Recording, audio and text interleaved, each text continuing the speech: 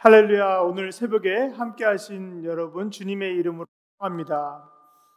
자, 이제 경건한 마음으로 성경 말씀을 함께 나누겠습니다. 오늘 말씀은 골로새서 1장 24절부터 29절까지 말씀입니다. 골로새서 1장 24절부터 29절 제가 읽을 때 같이 묵상하시겠습니다.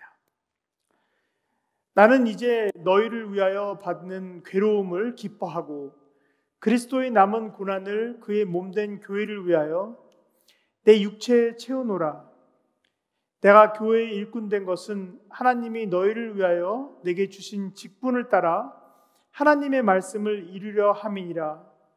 이 비밀은 만세와 만두로부터 감추어졌던 것인데 이제는 그의 성도들에게 나타났고 하나님이 그들로 하여금 이 비밀의 영광이 이방인 가운데 얼마나 풍성한지를 알게 하려 하심이라. 이 비밀은 너희 안에 계신 그리스도시니 곧 영광의 소망이니라.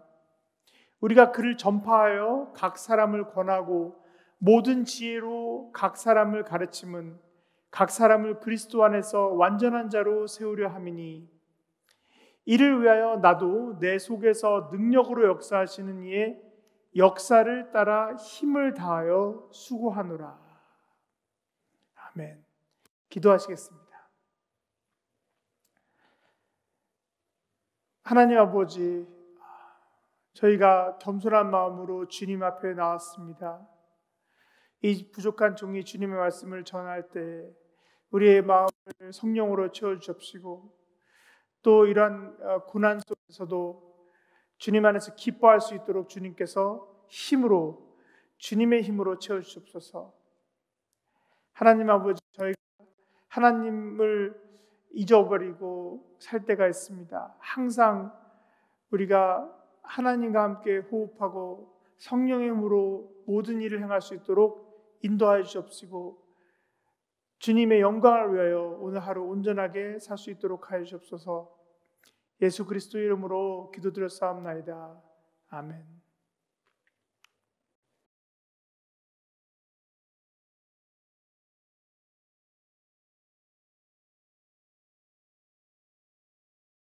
이 영어 성경에서는 어떻게 시작하냐면 I rejoice, joy, 기쁘다 in what I am suffering for you. 너를 위하여 고생을 해서 기쁘다 이랬습니다. 그래서 이것을 묵상하면서 바울은 참 행복한 사람이었구나라는 생각을 합니다. 우리가 보통 바울을 이제 연구하고 공부하고 그럴 때는 바울이 그렇게 행복하다는 생각을 많이 못할 때가 있는데요.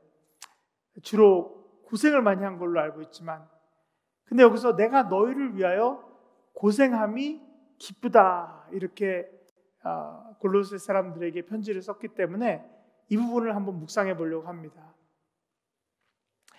우리가 고생을 할 때는 젊어서는 고생을 사서 한다고 그러지만 늙어서도 요즘은 이제 고생을 많이 하는 그런 시대가 되었습니다. 그런데 우리가 고생할 때는 첫 번째, 우리 실수로 나의 과거의 잘못된 선택이나 또는 나의 과거의 잘못된 습관들이 쌓여서 고생할 때가 있습니다. 예를 들면은 제가 저녁에 밥을 먹는 습관이 있어서 이 콜레스테롤이 높아져서 고생을 했는데 이런 것들이 제가 잘못된 선택이죠. 근데 또 고생할 때 보면은 다른 사람의 죄 때문에 고생할 때가 있습니다. 우리 조상의 죄나 또 부모의 실수나 이런 것 때문에 누구나 고생하는 부분이 있을 수가 있는데 특별히 동업을 할 때 거래처가 죄여서 그래서 우리가 고생할 때가 있습니다. 때로는 여러분이 어떤 제품을 구매해서 자동차를 구매해서 탔는데 그 자동차가 고장을 잘 내는 경우 그 자동차 만든 사람이 하자가 있게 했을 경우 또 여러분이 고생을 할 때가 있죠. 그래서 따지고 보면 잘 인과관계를 살펴보면 그 뿌린 대로 거둔다 이렇게 하듯이 우리가 실수했거나 다른 사람이 죄를 지었거나 이럴 때 고생을 하게 되고요. 그 다음에 세 번째는 사회가 부조리해서 불의가 있어서 고생을 할 때가 있습니다. 그리고 때로는 우리가 이해를 못하는 상황에서도 고난을 할 때가 많은데요. 그런데 우리가 이 고생하는 것을 suffering, 이것을 두 종류가 있는 것 같은데 두 종류로 나눈다면 첫 번째는 피할 수 있었지만 피하지 못한 헛된 그런 쓸데없이 힘들 때가 있습니다. 그런 고생이 있고, 두 번째로는 어떤 대가를 누리기 위해서 우리가 선택한 그런 보람 있는 그런 고생이 있습니다. 그래서 하나는 나쁜 고생, 또 하나는 좋은 고생, 이렇게 볼 수가 있는데, 오늘 바울은 고생한다고 그랬지만 너무 기쁜 겁니다. 그거 왜 그럴까요? 고생을 많이 해도 기쁜 사람이 있습니다. 저희 교회도 보면은 이렇게 예배 볼 때 앉아서 고생을 많이 한 간증을 하신 다음에 흐뭇하게 웃으시는 분들 있습니다. 이분들은 지켜야 사랑하는 가족들이 있고, 또 새끼들 삼시세끼 끼니를 채워야 하고, 또 꿈 많은 자녀가 상처받지 않고 학비를 마련할 수 있게 하고, 그런 분들은 길거리에서 떡볶이를 팔고 리어커를 끌고 채소 장사를 해도 보람이 있는 고생을 하실 때가 있습니다. 왜 그럴까요? 이게는 바로 사랑이 있기 때문이라고 생각이 됩니다. 그 사랑이 너무 크면, 자신이 너무 사랑하는 사람이 있으면 작든 크든 고생이 기쁨과 보람이 될 수 있다는 것이 오늘 1장 24절의 말씀입니다. 나는 이제 너희를 위하여 받는 괴로움을 기뻐하고, 여기서 괴로움이라고 되어 있는데 이게 suffering, 이 고난, 내가 좀 힘들어도 너무 기뻐요. 저희 막내 삼촌이 은퇴하신 감리교 목사님이신데 옛날에 그 학교를 배지학교를 다니셨대요. 그런데 버스를 타고 원래 가야 되는데 할머니 생신 선물하려고 그 1시간을 걸어서 학교를 왔다 갔다 해서 그 버스비를 아껴서 선물을 했다는 것을 들었습니다. 얼마 안 되는 선물이었지만 아직도 기억이 나죠. 너무나도 기쁜 거예요. 그리스도의 남은 고난을 그의 몸된 교회를 위하여 내 육체에 채우노라, 이렇게 바울이 말하는데, 얼마나 바울은 그리스도를 사랑했으면 이것이 너무나도 기쁜 겁니다. 사랑이 없는 고생은 단순한 고통에 불과하고, 또한 복수를 하기 위해서 고생하는 경우가 있는데요. 화가 나서 복수를 하기 위해서 고생하는데, 그런 것들은 정말 쓸데없이 잠깐 느낄 자기 자신의 만족을 위해서 고생하는 경우죠. 이런 것들은 좋은 것이 아닙니다. 성경에서도 복수하지 말라고 그랬습니다. 그런데 십자가 교회를 위한 직분을 수행하는 그런 고생은 그 궁극적인 그 목적이 온 인류를 향한 그리스도의 사랑을 실천하는 것이기 때문에 이것이 한량없는 기쁨으로 다가오는 것이 아닐까, 이런 생각을 하게 되었습니다. 이상하게 교회에서 먹는 국밥이 훨씬 더 맛이 있지 않습니까? 교회에서 떠는 수다가 더 즐거운 이유는 바로 그 속에서 이 사랑의 의미가 깔려있기 때문일 것입니다. 이는 모든 눈물과 아픔을 치유하시는 새 하늘과 새 땅을 향한 우리의 몸부림이기 때문에 그렇습니다. 우리가 같은 쌀도 성미쌀이라고 그러죠. 예전에 아주 옛날에는 교회에 상자가 있어서 거기 봉지에 성미쌀 조금씩 이렇게 갖다 놓으면은 그걸 모아가지고 저도 교회에서 그걸 밥을 해가지고 청년들, 중학생들, 고등학생들 오면 어머니가 밥을 그냥 식당처럼 계속 해주신 적이 있습니다. 그 중학생이 커가지고 지금은 한국에서 장로님이 되셨어요. 그래서 아주 큰 하시고 있습니다. 근데 이 같은 쌀도 성미쌀은 다른, 같은 빵도 성만찬은 다른 것처럼, 같은 돈도 하나님께 바쳐지는 헌금이 몇 값절 가치가 있는 것처럼 우리 삶도, 우리 고생도 같은 인간인데 의미가 완전히 달라지는 것은 우리에게는 주어진 직분을 성실히 수행하는 그런 일꾼이라는 그런 의미가 있기 때문이라는 것을 오늘 바울의 간증에서 볼 수가 있습니다. 25절에는 하나님께서 명한 직분을 지켜서 교회를 위한 일꾼이 된 것이다고 하였는데, 여러분은 지난주 말씀처럼, 주일 설교 말씀처럼 성령의 은사를 발견하여 어떠한 직분을 받으셨나요? 평소에 교회에 모일 때는 그냥 내가 하던 일이라서 그러니 하고 했었을 수 있지만, 지금처럼 모두 집에서 락다운 되어서 교회에 모이지 못할 때도, 그런데도 진정한 직분이 있었다면 어떤 방식이라도 이 직분에 대해서 기도하고 또 그 일이 진행되고 있을 거라고 믿습니다.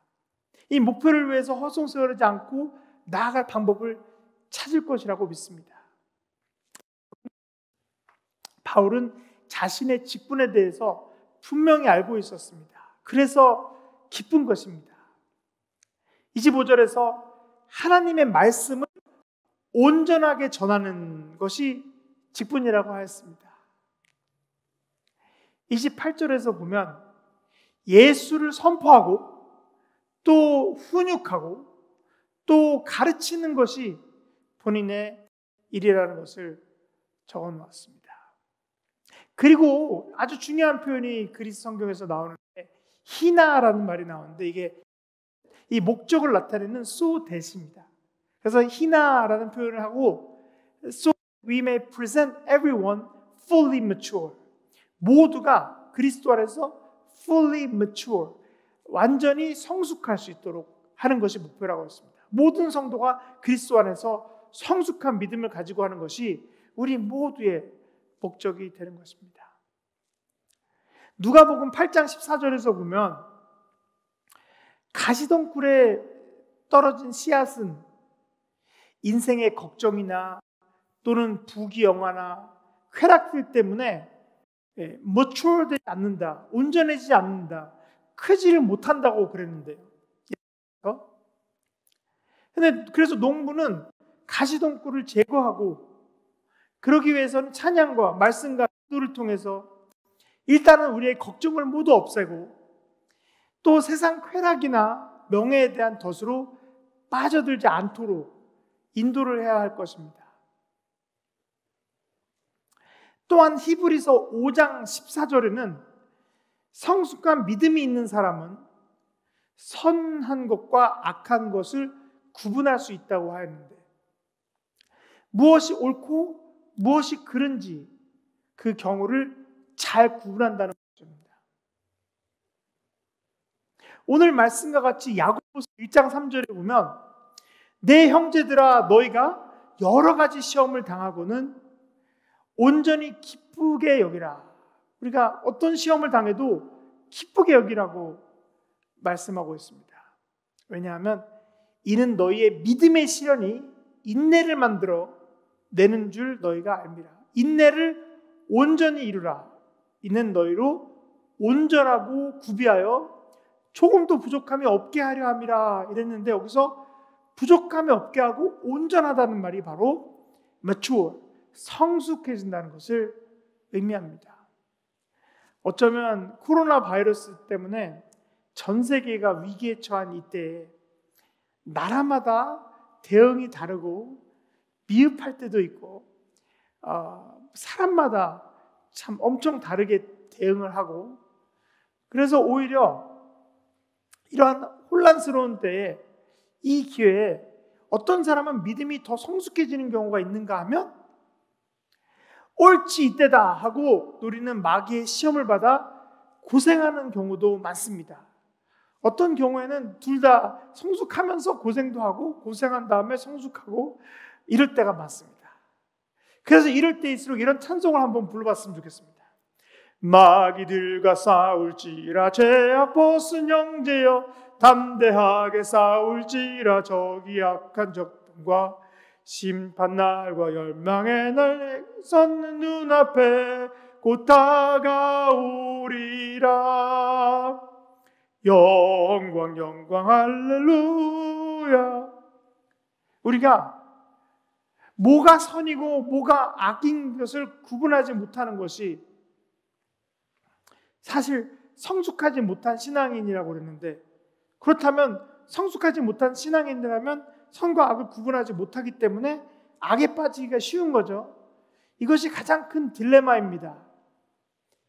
그래서 먼저 친해진 다음에 옆에서 이걸 잘 붙잡아주고 지혜를 나누면서 도와줘야 되는데, 어떤 것이 내 몸에 좋고 어떤 것이 내 몸에 나쁜지를 아는 것을 아무리 옆에서 말해도 잘 안 지키는 것처럼, 어떤 말씀이 내 영의 양식이 되는지, 또 성경 말씀을 어떻게 이해해야 하는지, 어떻게 해석해야 되는지, 또 어떻게 내 삶에 적용해야 되는지, 이런 것들이 결코 쉽지가 않습니다. 그래서 마귀는 교란을 시키는 작전과 게릴라전을 좋아해서 처음에는 선한 것처럼 다가왔다가 함정이 될 때도 있고, 우리 간첩들이 있듯이 우리 삶 속에도 조용히 자리 잡고 있다가 이때다 싶으면 쓸데없이 우리를 고생하게 만드는 그런 악한 세력들이 있습니다. 그리고 또 마귀의 특징은 끝까지 자신의 정체가 노출되는 것을 꺼리기 때문에, 그래서 우리는 더욱더 엎드려서 주님의 음성을 구했으면 좋겠습니다. 과연 나의 평소의 삶의 가시들은 무엇이었나? 내가 진정으로 사모하고 사랑하는 것이 무엇이었나? 그런데 말입니다, 이런 것들이 그렇게 간단하지는 않습니다. 제가 잘 지켜보면 우리나라 분들에게는, 우리 동양계 우리나라 분들에게 특히 이제 우상이 되는 부분이 있는데요, 자신의 가족입니다. 자신의 가족이 우상이 되면 사실은 사회가 망가집니다. 그래서 우리나라에서도 그런 것들이 큰 문제로 지금 남아 있는데요.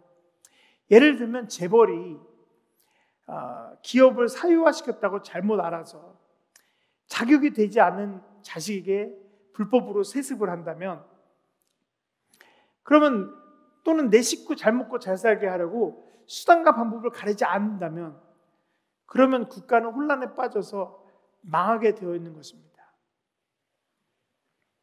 그리고 그러면 내 자식을 사랑하지 말라는 말입니까? 이렇게 물어보실 수가 있는데, 우리 십계명에는 내 부모를 공경하라는 말씀이 있지 내 자식을 사랑하라고는 하지 않습니다. 하나님께서 주신 우리 자식들은 우리에게 맡겨주신 소중한 생명이므로 우리가 주의 몸된 교회를 돌보듯이 선한 집사가 되어서, 스튜어드라고 하죠, 관리인이 되어서 최선을 다해서 잘 돌보고 사랑으로 키워줘야 하는 것은 맞지만, 만약에 우리가 모든 것을 자식에게 맞춰서 자식을 우상처럼 대한다면, 그래서 일방적으로 집착을 한다면, 그러면 그 자식은 버릇도 나빠지고 겸손함을 잃게 됩니다. 제가 어릴 적에 외할아버지께서 그 여주 쪽에서, 여주 장원 이쪽에서, 용인 여주 장원 이쪽에서 감리교원 목사님이셨습니다. 근데 이제 그때 독립운동을 하시고 해방되고 얼마 안 돼서 국회의원 선거를 나가라고 주변에서 이렇게 추대를 했을 때, 이 공산당이 찌라시를 뿌렸대요. 그래서 만일 이정인 목사 당신이 선거에 나가면 온 가족 7남매 모두 누나를 빼고 시신이 되게 해서 동네에 질질 끌어다니게 할 것이다, 이렇게 찌라시를 뿌렸대요. 그걸 써가지고. 그래서 우리 외할머니께서 그때 엄청 겁을 먹으셨다는데, 그런 분위기에서 자라신 우리 어머니께서 하루는 한 7살밖에 안 된 저에게 이런 말씀을 하시더라고요. 만약에 공산당이 쳐내려와서 예수님을 안 믿는다고 해라. 네가 만약 예수님을 안 믿는다고 하지 않으면 너 보는 앞에서 내 아들을 총으로 쏴서 죽이겠다. 이렇게 말하면 어머니는 한치의 망설임도 없이 예수님을 믿는다고 할 것이라고 저한테 하셨습니다. 아직 어린 7살짜리 아들에게. 그래서 이 불쌍한 아들은 예수님이 도대체 누구시간데 나를 그렇게 죽게 하신다는 것인가, 이런 생각을 한 적이 있습니다. 저도 아이들이 넷이지만 저는 아이들 중심으로 생각을 하면 이 아이들이 인격체로서 건강하게 자라지 못할 것 같아서 너무나도 목숨보다 사랑하지만 이 거리를 두는 연습을 하면서 키우고 있습니다. 그래서 오히려 이렇게 힘을 너무 많이 안 주고 이렇게 놔두니까 더 자기 나름대로 자기 자리를 잘 찾아가는 것 같습니다.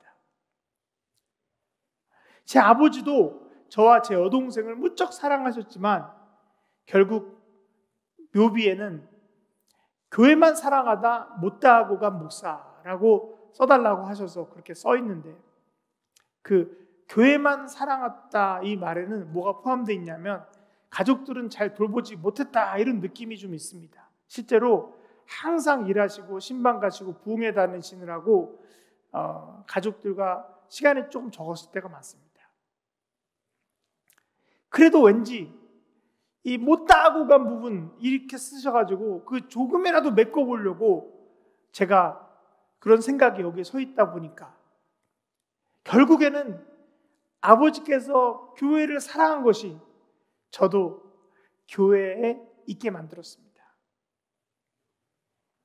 근데 오늘 말씀을 잘 보면 교회는 단순히 우리가 아는 아이야 하는 연합감리교회만이 아닌 그리스도의 몸이요, 우리의 생명의 근원이 되는 본향이라는 것을 알 수가 있습니다. 그러므로 우리가 혈육을 우상으로 삼지 말아야 하는 것은 그리스도 예수를 구하는 것이 결국 우리 모두를 위하며 우리의 자손들이 믿음의 자손으로 보호받고 주님 안에서 성장할 수 있다는 것입니다. 많은 한인분들이 아이들을 훌륭한 대학으로 보내서 훌륭한 교육을 시켰다고 세상적으로 훌륭하게 될 수 있으나 교회에서 지키고 믿음의 자손이 되도록 하는데 실패하였습니다. 그래서 예수를 구하는 것이 우리는 우리의 위기와 고난을 극복하는 유일한 길임을 깨달아야 할 것입니다. 여러분, 교회가 무너지면 가족도 무너집니다. 그래서 교회를 떠나려고 하거나 아니면 신앙에서 멀어지는 경우를 어쩌다 보게 되면 저는 너무 걱정이 됩니다. 속으로. 교회는 걱정이 안 됩니다. 하지만 그 떠나는 분이, 그 가족이 걱정이 되는 것입니다. 얼마 전 저희 둘째 딸과 셋째 딸이 생일이었는데 제가 이 아이들 태어날 때 산부인과에 없었고 종로 강의실에서 강의를 하고 있었습니다. 그런데 마음은 산부인과에 있었지만 이 강의를 더 열심히 했습니다. 왜냐하면 병원비도 내야 되고, 그래서 내가 강의를 해야지 아이들이 태어날 수 있기 때문에 아이들이 더 보고 싶을수록 더 열심히 강의를 했습니다. 미친 사람처럼 했습니다. 하나님의 영광을 위하여 하는 것이라고 생각했습니다. 너희가 무엇을 하든지 주의 영광을 위하여 하라고 말씀하셨는데, 그래서 저는 강의할 때 이것이 나의 예배고 나의 거룩한 제사라고 생각한 적도 있습니다. 첫 강의를 시작하기 전에 강단 뒤에 몰래 무릎 꿇고 기도하고 시작한 적도 많습니다. 때로는 여러분 원양어선을 타고 참치를 잡으면서 고생하는 아빠들이 있고, 또는 식구들은 미국에 두고 아프가니스탄에서 군생활을 하면서 위험에 처한 아빠들도 있습니다. 이와 마찬가지로 우리는 교회를 지키고 그리스도의 몸을 돌보는 일에 극진한 정성을 쌓아야 하는 것은 우리가 지켜야 될 생명과 우리가 지켜야 될 가족들과 또한 우리의 영생의 구심점이 바로 그리스도의 몸이기 때문입니다.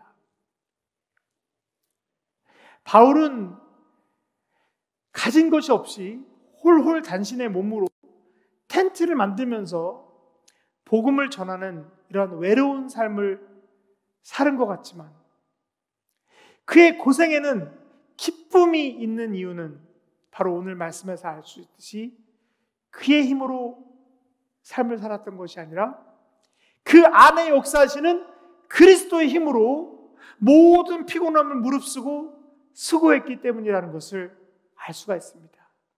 그래서 여러분도 더 귀하고 지켜야 될 것이 많을수록 무릎 꿇고 그리스도의 몸을 위하여 여러분의 직분을 다하시기 바랍니다. 여기에서 우리는 믿음의 지혜를 얻습니다. 모든 것을 잃는 것 같아도 우리가 예수를 얻고 그 안에서 손쉽게 이 길만이 모든 것을 유지하는 길이라는 것을 우리는 이 말씀에서 깨닫습니다. 교회에 나와서 예배와 찬양을 드리는 것과 새벽에 무릎을 꿇는 것과 선과 악을 구분하고 마귀에게 승리하는 길만이 우리의 미래를 지킬 수 있는 길입니다.